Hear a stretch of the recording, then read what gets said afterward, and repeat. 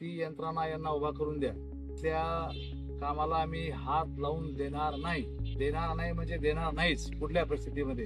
मला स्वतः ते बोललेले आहेत की साहेब सर्व होतंय, आता कायद्याप्रमाणे सर्व होतंय.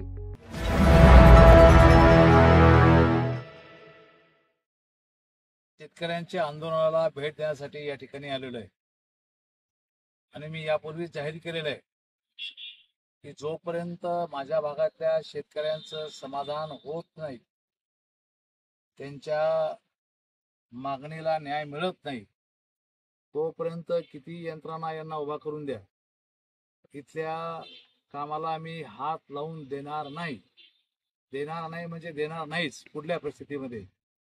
अजूनही प्रशासनाने भूमिका बदलावी आणि मला असं वाटतं की माननीय जिल्हाधिकारी महोदय एक पॉझिटिव्ह आहेत. मला स्वतः ते बोललेले आहेत की साहेब सर्व होतंय, आता कायद्याप्रमाणे सर्व होतंय आणि आम्ही हा विषय पूर्ण मार्गी लावतो.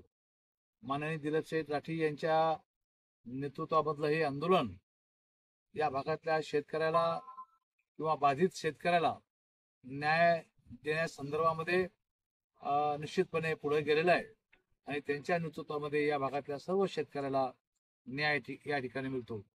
अनेक लोकांचे क्षेत्र अधिकचं घेतलं, दाखवलं कमी.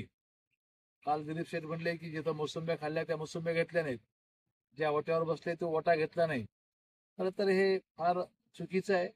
कोणाच्या दबावाखाली करतात काय मला माहित नाही, परंतु जोपर्यंत आमच्या भागातल्या शेतकऱ्याला न्याय मिळणार नाही तोपर्यंत कुठल्या परिस्थितीमध्ये काम हे पुढे जाणार नाही.